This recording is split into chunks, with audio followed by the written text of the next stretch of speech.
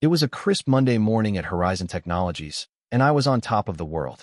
I remember striding into the glass-walled office early that day, coffee in hand, feeling the warm glow of success from the week before. I had just closed a major deal on Friday, one of the largest in the company's history, securing a multi-million-dollar contract that our competitors had been chasing for months. As the director of sales, I'd worked tirelessly for that win, and it felt like the culmination of all the late nights and weekends I'd invested in the company. My team was elated, upper management was pleased, and even our CEO, Richard Coleman, had congratulated me with a rare smile and a firm handshake in front of everyone. Never in my wildest dreams did I imagine that just a few hours later I'd be sitting in that same CEO's office, my heart pounding in my chest, as he looked me in the eye and told me I was fired. The morning started like any other.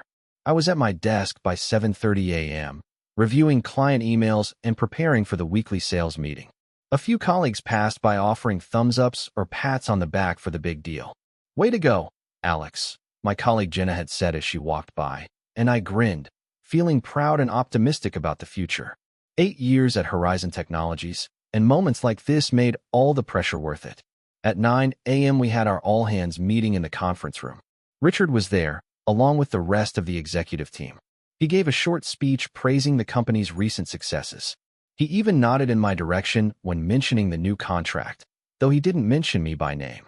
That wasn't unusual. Richard was never one to give individual credit freely, but I took it in stride, satisfied with the quiet recognition. After the meeting, I returned to my desk to tackle the day's tasks. I was drafting a proposal for another potential client when I got a message from Richard's executive assistant, Marcy. "Alex, can you come to Richard's office at 11 o'clock? He wants to discuss last week's contract." I didn't think much of it. In fact, I was still riding the high of the win and assumed he might want to talk strategy for delivering on the contract or perhaps even discuss a reward or promotion.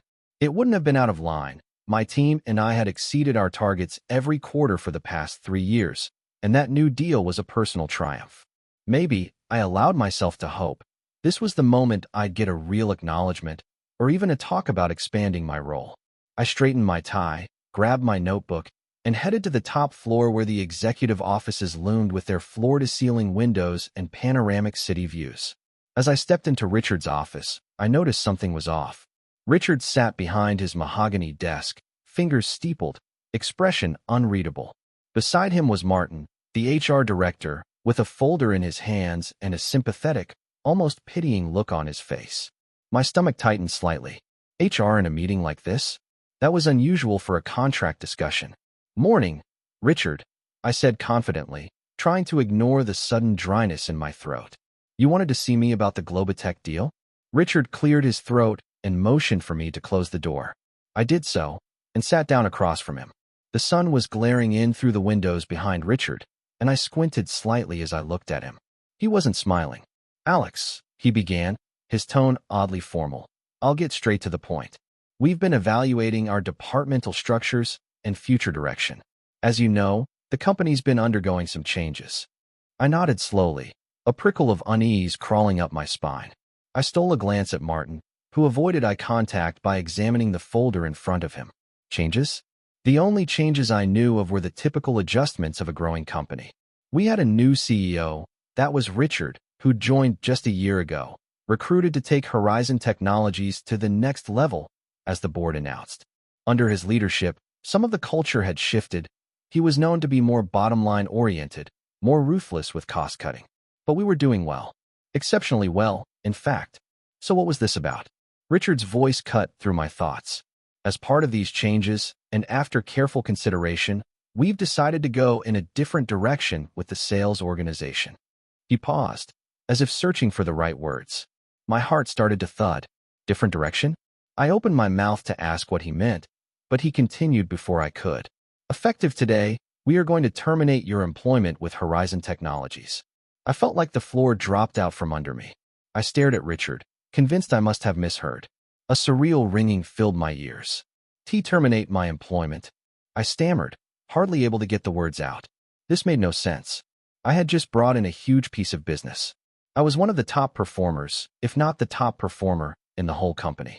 My sales team was thriving. My department's revenue accounted for more than half of Horizon's earnings last quarter. There had to be a mistake. Maybe it was a badly phrased way of saying something else, like reorganizing the department under me, or giving me a new role. I forced a half smile, though my face was growing hot. I'm sorry, I don't understand. Are you letting me go? For what reason? Richard folded his hands and fixed me with a cool stare. He had pale gray eyes that always reminded me of a snake's, cold and predatory. It's a business decision, Alex. We appreciate the contributions you've made, but moving forward, we have decided to eliminate the director of sales position. The structure is changing. It's not personal. Not personal.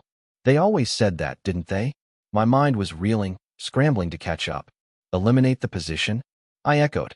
I could feel a mix of shock and anger rising in my chest, battling with disbelief. Richard, I just closed the biggest deal this company has ever seen. My team has consistently outperformed. He raised a hand to silence me. My words choked off as if I'd been slapped. I had never seen such a dismissive gesture from him directed at me. Like I said, it's not about performance. It's about direction. The board and I have decided that our growth strategy doesn't align with the current sales model. We're restructuring the sales department under a different paradigm. Unfortunately, that means your role is redundant. Redundant. The word hit me like a physical blow. I had given 8 years to this place, built their client base from scratch in some regions, brought in tens of millions in revenue, mentored dozens of junior salespeople, and now I was redundant? I realized my hands were trembling. I clenched them in my lap to steady myself. If this is about cost-cutting, I'm happy to discuss my compensation. I'd even be willing to take a cut until the new revenue comes in from the contract I just signed. I was almost babbling, the desperation leaking into my voice. It was humiliating, but I couldn't stop. The vision of losing my job, my career, so abruptly, was too much to bear. I had a mortgage, a family. This job was my identity. Richard shook his head, a semblance of that corporate smile flickering on his lips for a moment. This isn't a negotiation, Alex. The decision's been made. He nodded to Martin. I hadn't even realized Martin had moved, but now the HR director slid the folder across the desk towards me. Alex, Martin said softly, finally meeting my eyes with a regretful look. This is your severance package and the details of the termination. I know it's a lot to process. You don't have to sign anything today, but please take a look. We're offering a standard severance, and, there's a non-disclosure agreement we'll need you to sign as well. I looked at the folder, but didn't touch it. My mouth was dry. My tongue felt like sandpaper. I still haven't heard a real reason. I managed, my voice strained but steadier now with anger creeping in. I turned my gaze back to Richard. Is there a performance issue? A complaint? Something I did wrong? Because I have no indication of any problem until this very moment. Richard leaned back in his plush leather chair, regarding me coolly. There was a slight curl to his lip now that looked almost like disdain. As I said, we are reorganizing. That's all I can say. We're within our rights to make staffing changes as we see fit. He then sighed, as if he were the one being inconvenienced. Look, Alex, I know this is hard to swallow. You've been with Horizon a long time, and you've done a lot for us. We're grateful. That's why we're offering a generous severance. 6 months' pay, plus we won't contest your unemployment claim. In exchange, we expect your cooperation in a smooth transition. We'll announce internally that you decided to pursue other opportunities. And of course, we expect you to respect the non-disclosure and non-compete clauses you signed when you joined. My vision blurred at the edges. I felt a sweat break out on my back under my dress shirt. Cooperation. Smooth transition. They wanted me to go quietly. I realized in that moment that this was not a mistake, not a spur-of-the-moment decision. It was a plan, possibly one that had been in the works for a while, entirely without my knowledge. They had it all prepared, the HR script, the papers, even the PR spin to tell my colleagues. And non-compete, I knew the one I'd signed. It barred me from joining a direct competitor for 12 months. At the time, I'd signed it thinking I'd never leave anyway. I was a loyal company man. Now that paper felt like another shackle, one that Richard was already using to try and box me in. A flush of indignation heated my face. A smooth transition, I repeated bitterly. Transition to what? Who's going to take over my accounts and my team? You say the role is eliminated, but the work still has to be done. The clients. Richard interrupted, his tone turning icy. That's no longer your concern. We'll be reassigning your team under our new sales strategy. That's internal business. I searched his face for some hint of remorse or doubt, some sign that this was as difficult for him as it was for me. I found none. If anything, he looked impatient, like he couldn't wait to be done with this unpleasant task. A surge of betrayal crashed over me, sudden and overwhelming. I had trusted this man as the leader of our company. I had believed in his vision when he took over. I delivered results for him time and time again. And in return, this? I pushed back from my chair slightly, not getting up yet, but creating a little distance from that folder on the desk. My voice hardened. I gave this company everything, I said quietly, my eyes locked on Richard. I sacrificed time with my family. I went above and beyond every quarter. My team broke records. And you're telling me that means nothing? That I'm being tossed aside without even a real explanation? Martin cleared his throat. Alex, I know this is rough. It's never easy. I held up a hand towards Martin. No offense, Martin, but I'm not talking to you right now. My focus remained on Richard, who raised an eyebrow at my tone. I deserve to know why. Richard, off the record, if nothing else. Why are you doing this? Is this coming from you? Or from the board? Richard's jaw clenched. For a moment, I thought he might actually spill something true, but then he simply stood up, an unmistakable signal that the meeting was over. The decision is final. I'm sorry, Alex. We appreciate your service, but your employment ends today. Please hand in your badge and laptop to Martin. He'll escort you to collect your personal belongings. Take the rest of the day to process. You're a talented guy. I'm sure you'll land on your feet elsewhere. Let's keep this amicable. Keep this amicable. The phrase echoed in my mind as I slowly rose from the chair. My legs felt numb. For a second, I thought I might actually collapse. But pride held me up. Pride, and a growing fire of anger in my chest that was starting to melt away the shock. I leaned over and picked up the folder with cold fingers. I barely saw the words on the top page, something about separation agreement, before snapping the folder shut. You'll get your amicable departure, I said, hearing the bitterness in my own voice. But don't expect me to pretend this is fair or justified. Richard walked around the desk, as if to perhaps offer a hand to shake, but I had already turned toward the door. Martin stepped aside to let me pass, and I yanked the door open. I couldn't stand to be in that room another second, suffocating on the stench of corporate betrayal. As I stepped out into the hallway, head spinning, I heard Richard behind me say, "Thank you for everything, Alex. Good luck." His voice was devoid of emotion. I didn't trust myself to reply without my voice cracking or yelling, so I just kept walking. Martin gently touched my elbow. "Let's go to your office," he murmured. I pulled my arm away reflexively, not wanting to be guided like some broken thing. But I nodded and walked with him to the elevator. My mind was racing and blank at the same time. Part of me wanted to march back in there and argue, fight for my job. Hell, demand an explanation. But another part of me, the part drowning in hurt and humiliation, just wanted to get out of that building as fast as possible. We reached my office, a modest but comfortable space I had occupied for years. On the walls were framed awards my team had won, photos of me with clients after successful negotiations, a picture of my wife, Emily, and our son on my desk. Looking at those personal items, the reality truly sank in. I wasn't going to be coming back here. I was fired. The word kept reverberating in my skull.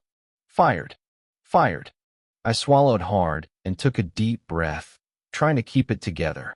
Martin handed me a cardboard box. He must have grabbed it on the way, anticipating this scene. "I'll give you a few minutes," he said quietly. "Take whatever you need from your office. We'll ship the rest of your things to you." I was grateful he stepped out to give me privacy. As the door closed behind him, the dam burst. My hands shook as I placed the folder on my desk and sank into my chair, burying my face in my palms. I sat there for a moment, feeling the sting of tears in my eyes. I wasn't going to cry. I told myself that, but the emotion was overwhelming. 8 years, 8 goddamn years, ended in a 5-minute meeting with no real explanation. I opened a drawer and took out the family photo. Emily smiling, our son Jacob on her shoulders at the beach last summer. What was I going to tell them? How could I explain that I, who had always been the provider, the successful corporate guy, had just been discarded like yesterday's news? Anger flared again, intermingling with the grief and shock. I began yanking items off my wall, certificates of achievement, the plaque awarded to me for Salesperson of the Year 2 years ago, ironically signed by the CEO before Richard, as Richard had discontinued individual awards. I tossed them in the box. Each clatter of wood and glass felt like a nail in the coffin of my old life. I grabbed a few personal books, some files that contained ideas and projects I had been working on, none of it proprietary, just notes and personal plans. I was still lucid enough to know not to take anything that belonged to them. Not that I felt like doing them any favors, but I wouldn't give Richard the satisfaction of claiming I stole company info. At one point, Jenna, the colleague who had congratulated me earlier, peeked her head in. "Alex? Hey, we're about to head to lunch." She stopped when she saw the half-filled box in my face. I must have looked miserable, because her expression immediately fell. "Oh my God. Alex, what happened?" I fought to keep my voice steady. "They let me go," I managed, almost choking on the words. Saying it out loud made it more real, and I hated it. Her eyes widened in shock. "What? Why? After everything you've done?" She stepped fully into the office. There must be some mistake. I shook my head, feeling a hollow pit in my stomach. "No mistake. They said they're restructuring, and my position is redundant." The words tasted sour. Jenna looked angry now. "That's unbelievable. I can't imagine this place without you. You're the best sales director we've ever had." I tried to give her a reassuring look, but it probably came out pained. "Thanks, but it seems the new management doesn't agree." I glanced at the door. Martin was still politely out of sight, likely waiting down the hall. Jenna lowered her voice. "Is this Richard's doing? He's never liked how much influence you had with the clients, you know. Some of us noticed. He gets weird about people who shine too bright." I hadn't really thought of it that way before. I always assumed Richard was simply distant and focused on the big picture. But now, hearing Jenna voice something I'd subconsciously sensed, pieces clicked together. Richard had never openly praised me. Whenever I spoke in meetings, his face remained impassive. Perhaps I had attributed that to his general demeanor, but maybe it was more personal. Could it be he saw me as a threat? That idea seemed both flattering and absurd at the same time. Threat? I was just doing my job exceptionally well. Isn't that what any CEO would want? "I don't know," I said honestly. I didn't get any real reason. Just corporate jargon. My face hardened. "But I intend to find out someday." She looked at me, concern etched on her face. "I'm so sorry, Alex. If there's anything I can do. I mean, can we protest this? You have so many allies here." I appreciated her support, but I knew nothing would change the decision now that it was made. I doubt it would help Jen. They've already made up their minds. It'd probably put a target on anyone who spoke up. I didn't want her jeopardizing her own job for me. She blinked back what looked like tears in her eyes and stepped forward to give me a quick hug. "This is so wrong. They're going to regret it, I swear. I hugged her back briefly, feeling a lump in my throat again. Thank you. I'll be okay, I lied, stepping away and clearing my throat. Keep an eye on the team for me, will you? They'll need someone to look out for them. Jenna nodded fiercely. Of course. And you, please stay in touch. Once you've had a chance to, we'll all want to know how you're doing. I managed a weak smile. I will. She left reluctantly, casting one last sympathetic look over her shoulder. I finished packing a few more personal things into the box. It wasn't much. I'd never cluttered my office because I thought I'd always have time to bring more in, year after year. Now it fit in a single box. Finally, I took my company laptop and phone out of my bag. These were not mine to keep. I placed them on the desk. On top of them, I set my keycard badge, my literal key to this place, now useless. The finality of that act really drove the knife home. That badge had been clipped to my belt or in my wallet for years, a symbol that I belonged here. Now I was leaving it behind.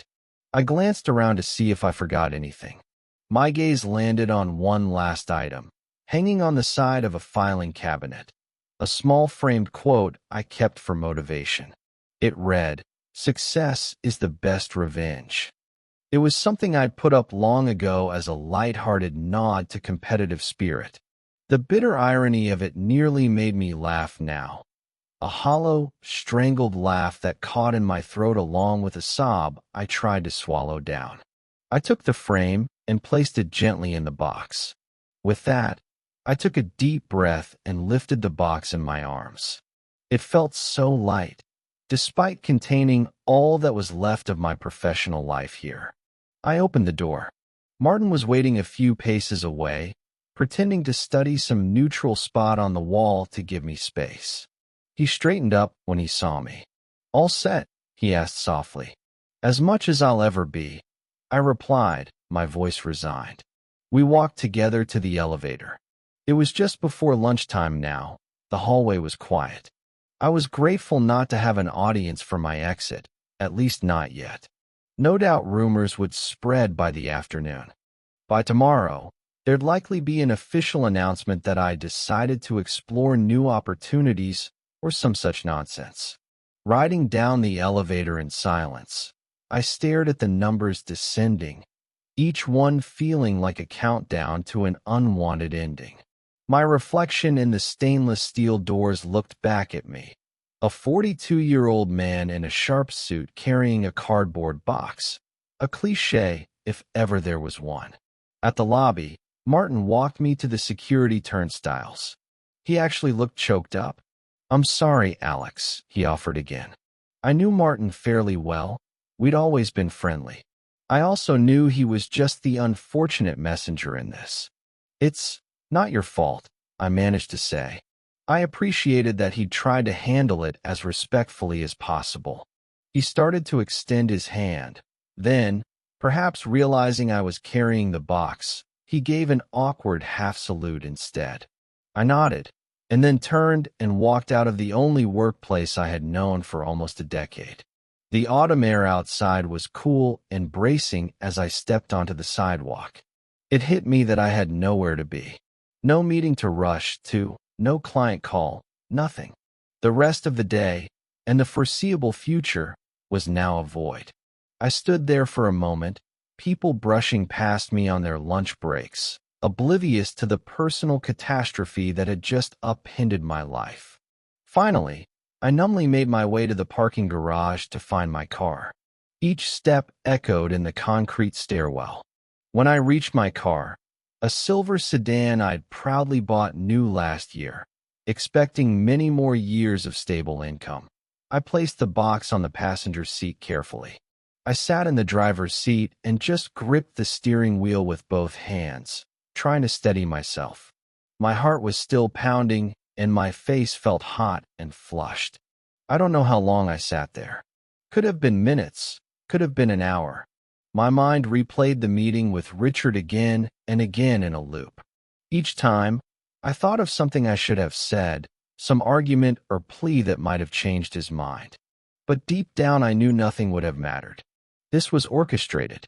He had wanted me gone, for whatever reason, and he'd done it in the most callous way. Perhaps to him I was just a line on an expense report, a salary to trim, or maybe something more cynical, a rival to remove. The details were still a mystery to me, but the outcome was the same. Eventually, I started the car. As the engine hummed to life, I realized my hands were shaking again. I had to tell Emily. God, how was that conversation going to go? My wife knew how much I put into this job. She also knew how much I valued it. We depended on my income. She worked part-time at a nonprofit, a job she loved, but that paid modestly. My job was the financial backbone of our household. And beyond money, what would I do next? The non-compete would make it hard to jump to another firm in the same industry quickly. The thought of starting all over somewhere else, carrying this stigma of having been fired, my stomach churned. I pulled out of the parking garage, each turn of the wheel feeling heavy. As I merged into midday traffic, I couldn't shake the image of Richard's cold, steely eyes from my mind. For a second, anger flared white-hot inside me again. How could he do this to me? No, not just to me, but to the company. What kind of CEO cuts off their top performer in the middle of success? The absurdity of it made my temples throb. I gritted my teeth. I would find out why, I promised myself. Maybe not today, but someday I would uncover the real reason behind this. And Richard Coleman would realize he made the biggest mistake of his career. But first, I had to get through this day. The worst day of my professional life. Little did I know, it was only the beginning of a journey I never anticipated. One that would take me through the depths of loss and the trials of rebuilding, and eventually toward a revenge so complete and poetic that even now it feels surreal. At that moment, however, as I drove home with my career in a cardboard box, all I felt was the piercing sting of betrayal. Chapter 2. Aftermath. I parked in the driveway of our suburban home just after noon, my heart as heavy as the leaden gray clouds gathering overhead. It felt wrong to be home at this hour on a Monday. Typically, I'd be in the middle of the workday hustle, answering calls or meeting clients. Instead, here I was, unemployed and shaken. I sat in the car for a minute, trying to collect myself. Through the living room window, I saw a flicker of movement. Emily, my wife, passing by. She must not have expected me, because she disappeared from view without noticing the car. I forced myself to get out, retrieving the cardboard box of my belongings from the passenger seat. The weight of it was deceptively light, yet it felt like a burden of 1,000 pounds in my arms as I walked to the front door. Each step was slow, deliberate. My mind raced with how I would break the news. The moment I opened the door, our golden retriever, Max, trotted up to greet me, tail wagging. He was surprised, but happy, always happy to see me. I managed a small smile and whispered, "Hey, buddy," setting the box down to scratch behind his ears.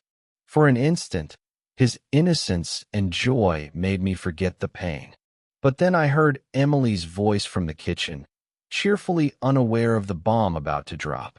"Alex, is that you?" she called out, confusion in her tone. I saw her head pop around the corner, her brow furrowing when she saw me standing there with a box at my feet. "Hey," I said quietly. I realized my voice was strained and my eyes probably red. I tried to steady myself, but already I felt the pressure building in my chest again. Emily stepped forward, concern on her face. She was still in her yoga pants and an old college sweatshirt. She usually worked from home on Mondays, catching up on tasks for the nonprofit she managed. "What are you doing home?" she asked gently. Her eyes flickered from me to the box on the floor. "And what's all that? Are you okay?" For a second, I couldn't speak. The words were lodged in my throat, threatening to choke me. This was the part one had dreaded the most on the drive back. Seeing the worry in my wife's eyes and confirming it was justified. I swallowed hard. M. I. My voice cracked despite my efforts. They fired me, M. I blurted it out, perhaps more bluntly than I intended. I couldn't find a softer way. I lost my job. She stood stock still, as if not comprehending. What? She stepped closer, reaching out to touch my arm, searching my face. Fired? That doesn't make any sense. What happened? Did something happen with the contract, or? The gentle touch of her hand on my arm was my undoing. My composure shattered, and I felt my eyes well up with tears I'd been holding back since I left the office. I turned away, ashamed to let her see me break down. I don't know, I managed, voice trembling. They said they're eliminating my position. Restructuring. The word tasted as bitter at home as it had in Richard's office. Oh, honey, Emily whispered. Without hesitation, she pulled me into an embrace. I clung to her, the cardboard box between us on the floor, forgotten. I buried my face in her shoulder, breathing in the familiar scent of her vanilla shampoo. Safe. That's how she always made me feel. And in that safe harbor, I finally let go. A sob broke free, then another.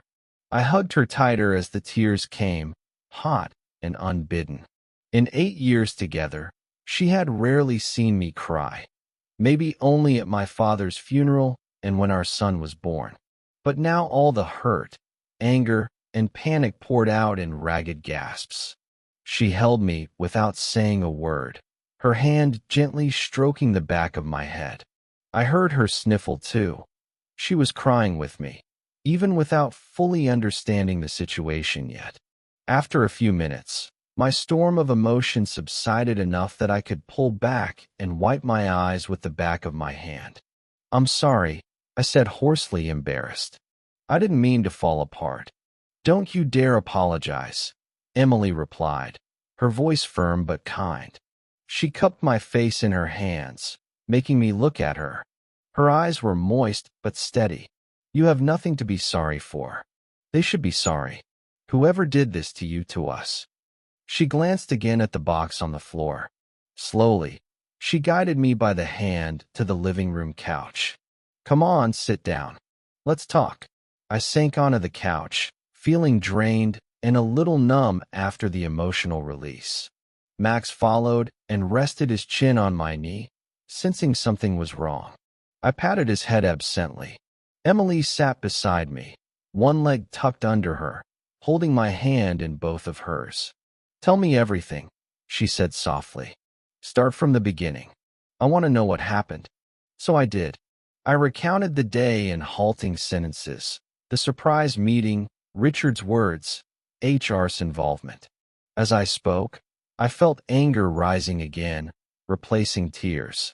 Emily listened intently, her expression shifting from confusion to disbelief to anger of her own. When I described Richard's corporate doublespeak about restructuring and eliminating the position, she actually rolled her eyes in disgust.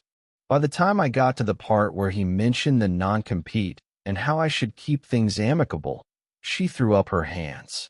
That's unbelievable, she exclaimed. How can they do that after you just landed that huge contract?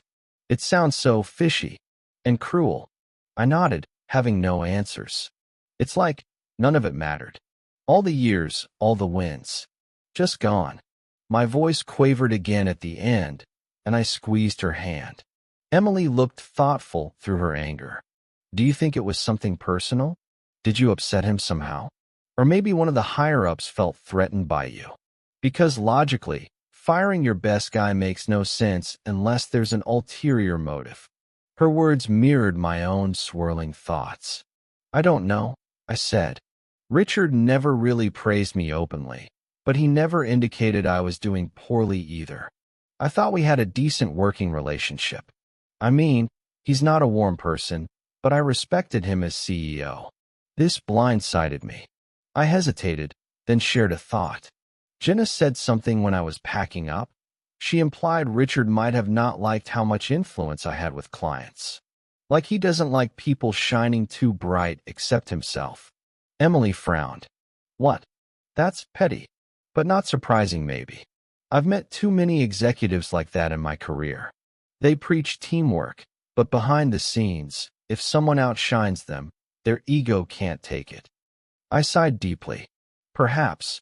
Or maybe he wanted to bring in his own people. Sometimes new CEOs do that. Clean house. Put their own team in place. But why wait a year and let me bring in a record deal? Then can me. The timing is awful. Unless I was always a temporary placeholder until he could credit the success to his new person. The thought made my blood boil, that someone else might swoop in to take credit for all the groundwork I'd laid. Did they give you any severance? Emily asked quietly, practical as ever even amid the turmoil.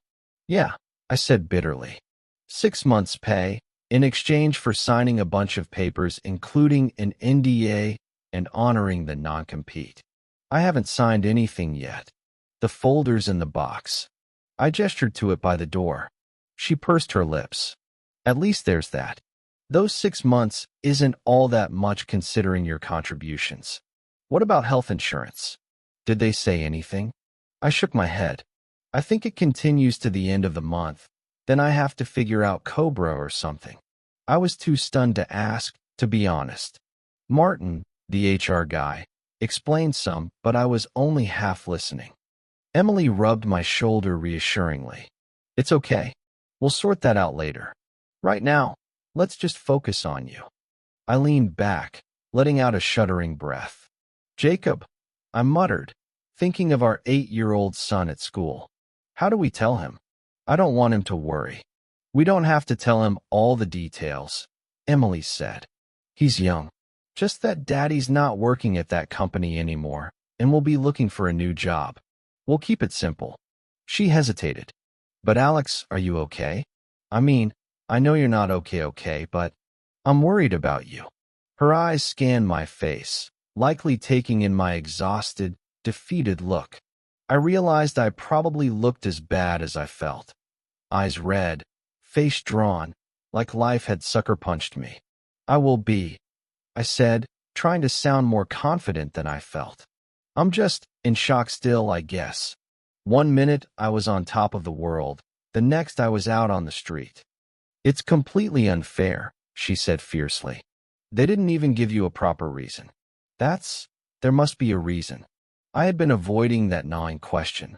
Why? Without an answer, my mind offered countless theories, each one like picking at a wound. None of them satisfying. Maybe they really are in some kind of trouble financially and cutting high earners, I mused half-heartedly. I was one of the best-paid department heads. But you earned your keep, Emily argued. More than earned it with all the revenue you brought in. If money was tight, they could have cut some of the deadweight, not you. She was getting riled up. I could see that protective fire in her eyes. I placed a hand on her knee. I know. It doesn't make sense. Not to us, at least. But to them, for whatever twisted reason, it did. We sat in silence for a moment. She leaned her head on my shoulder, and I rested mine against hers. Outside, the clouds finally broke and rain began pattering gently against the window. After a moment, Emily spoke up again, tentative now. Did they offer any references or anything? Or is this just a cold break? I let out a short, humorless laugh. I doubt Richard will lift a finger to help me find a new job. He wants me gone and quiet. And with the NDA, he probably expects me not to talk to anyone about it. I clenched my fists unconsciously. To hell with that. I won't badmouth them if I sign it, sure, but I'm not going to hide that I was fired if someone asks. She nodded. We have to think practically. You have 6 months' salary coming, if you accept it with their conditions. We need to plan beyond that. But first things first, do you want to sign? Is the NDA or non-compete going to hinder you? I looked at her, appreciating that even now she was thinking ahead. The non-compete, it's the standard 1-year thing for our industry in this state. It might limit me from joining a direct competitor in our region for a year. But I think I can still work in the industry if it's not a direct competitor or if I relocate. The NDA probably just means I can't share confidential information or disparage them. I shrugged. I don't have any desire to speak to any of them right now, except maybe to a lawyer. That made her sit up a bit straighter. A lawyer, yes. We should call one, Alex. That termination sounds wrongful. Maybe illegal. You didn't mention any severance conditions about not suing? There was likely a clause that by signing I waive rights to sue for wrongful termination. That's typical, I said. Which is partly why I haven't signed anything yet. Maybe I shouldn't sign, at least until I talk to someone. Emily looked determined. Exactly. Don't sign away anything. Not until we know if you have leverage. What they did feels wrong on so many levels. We should explore any legal recourse. I rubbed my temples. I hadn't even thought of lawyers yet. My brain had been too fogged by the personal hurt. Maybe. Though in this state, employment is at will. They can fire anyone without cause unless it's discrimination or a contract breach. Still, it can't hurt to get a professional opinion. Maybe there's something more, some kind of violation. Or at least they could negotiate a better exit deal for you. She was in full problem-solving mode now, her practical instincts kicking in. I half smiled, despite everything. Thank you for knowing what to do when I'm a mess. She squeezed my hand. We're a team. In good times and bad, right? And this is definitely one of the bad times. There was a steely undertone to her last sentence. I'd heard that tone before, when someone had wronged me or our family, and Emily got protective. She was gentle and kind, but cross her loved ones, and she could be fierce. I sighed and leaned back into the sofa. My eyes drifted to the box by the door again. Life, as I knew it, now contained in a 2x2 cardboard cube. Emily followed my gaze. We'll be okay, Alex, she said softly. It might not feel like it right now, but we will. You'll find something better. I just know it. I wanted to believe her. But a part of me, still raw, just couldn't see that far ahead. All I could see was the dark tunnel I'd been pushed into. Still, I mustered a nod. I hope so. After a pause, I admitted, I'm scared, Em. I haven't had to job hunt in years. What if? What if whoever I interview with calls Richard for a reference? God knows what he'd say. He holds all the cards. And if I can't join a competitor for a year, where do I go? Our industry is kind of niche. She shook her head firmly. One thing at a time. First, let's just get through today. We'll pick up Jacob from school this afternoon like normal. We won't say anything in front of him yet. We can decide later how to explain. Then tonight, maybe after he goes to bed, we can sit down and think through next steps. For now, you need a break. She stood up, tugging at my hand. Come on. I looked up at her, confused. Where? To rest. Or to do something. Anything. To take your mind off this for a bit. You've been through an emotional ringer. You didn't even eat lunch, did you? Lunch. The thought of food hadn't even occurred to me, and my stomach was clenched too tight for hunger. I shook my head. Not hungry. Well, maybe some tea then. Or just lie down for a bit. You barely slept this weekend working on that proposal, and now this. Your body needs to recover. She reached out and brushed a strand of hair off my forehead. I can handle a few hours without you worrying. I'll make some calls, find a good employment lawyer to consult. We have a few friends who might have recommendations. I resisted slightly as she pulled my hand. I don't want to dump all that on you. You're not dumping anything. I want to help. Let me take care of you for a little while. Her tone was gentle, but leaving no room for argument. Truthfully, now that the adrenaline of the morning had worn off, I felt exhausted, emotionally drained, and physically sluggish. Maybe a short rest would help clear my head. And Emily was right. She could handle looking up some info while I recharged. All right, I relented. Maybe I'll lie down for just a bit. She gave me a small, encouraging smile and helped me up. We left the box where it was. I couldn't bring myself to unpack it yet. It felt like unpacking would be acknowledging that chapter was truly over. As I trudged up the stairs to our bedroom, I heard Emily already on the phone in the kitchen, her voice taking on that polite but urgent tone she used when something was important. Probably calling her friend Marissa, who was a lawyer, though not the employment kind, but Marissa likely knew someone who was. I laid down on the bed, not even bothering to change out of my work clothes. I stared at the ceiling. Just a few hours ago, I was looking at that same ceiling getting dressed, feeling hopeful about the week. Now everything had changed.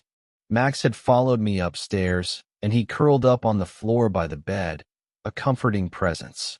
I reached down to pat him absently. "At least I get to spend more time with you now, boy," I murmured. He thumped his tail in response. Despite the turmoil in my mind, my body's fatigue took over. My eyelids felt heavy.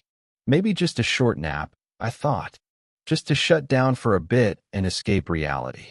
As I drifted off, a swirl of thoughts followed me into a fitful sleep. Images of Richard's cold stare, the shock on Jenna's face, the pity in Martin's voice, and the warm embrace of Emily telling me it would somehow be all right. My last thought before darkness took me was a stubborn one. They'll regret this. Even if I didn't know how or when, some part of me clung to that idea fiercely.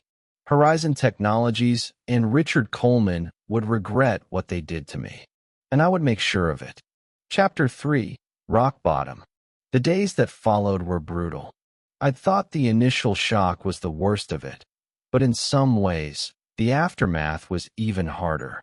I woke up the next morning hoping, absurdly, that it had all been a nightmare. But the cardboard box of my office belongings sitting by the door was a harsh reminder that it was all too real. Instead of dressing for work, I found myself lingering in pajamas, feeling aimless and hollow. Emily tried her best to keep our household routine normal, especially for Jacob. I managed to put on a brave face during breakfast and school drop-offs, but the moment I was alone, a crushing sense of failure would settle over me. Those first few days, I alternated between bouts of restless energy, scouring job sites, updating my resume, and periods of staring numbly at the wall, mind blank with despair. We met with an employment lawyer a couple of days after the firing, as Emily had arranged. Sitting in a small conference room at a legal office downtown, I explained the situation to the attorney, a sharp-eyed woman named Caroline. She listened carefully, occasionally asking pointed questions about whether I suspected any discrimination or retaliation for something. I couldn't identify anything obvious. Richard hadn't given me cause. I wasn't in any protected class scenario, and I hadn't blown any whistles internally that I knew of. In the end, Caroline's assessment was bleak but honest, because I was an at-will employee without a specific employment contract guaranteeing job security. Horizon was within its rights to terminate me for almost any reason or no reason at all, as long as it wasn't explicitly illegal, like discrimination. Companies do make stupid decisions, and sometimes good people get caught in political crossfires or cut for short-term gains, she said sympathetically. It feels unjust, I know, but from a legal standpoint, unless we find evidence of them violating a law, there's not much of a wrongful termination case here. I remember clenching my jaw as she said that, frustration bubbling up. So they get away with it scot-free? I asked. There's nothing I can do. Caroline gave a small shrug. We could try negotiating a better severance or some concessions. For example, if you're concerned about references or the non-compete, we might get them to agree in writing not to enforce the non-compete or to provide a neutral reference. She paused, flipping through the copy of the severance agreement I'd brought. They offered 6 months' pay, which is not overly generous for someone of your tenure, but not peanuts either. If we push back, they might withdraw the offer altogether, though that would be unlikely if they want the NDA. It's a risk. After discussing it with Emily later, I decided not to fight for more money. We didn't have unlimited time or funds to battle a legal war we probably wouldn't win. Instead, Caroline helped adjust the severance terms. She managed to get Horizon to put in writing that I left in good standing, and that if contacted, HR would only confirm my dates of employment and role, nothing more. It wasn't exactly a glowing recommendation, but at least Richard wouldn't legally be allowed to trash me behind my back, or so we hoped. As for the non-compete, Caroline warned me it could be enforceable for the full year since I was getting paid severance. Essentially, they were paying me to sit out of direct competition.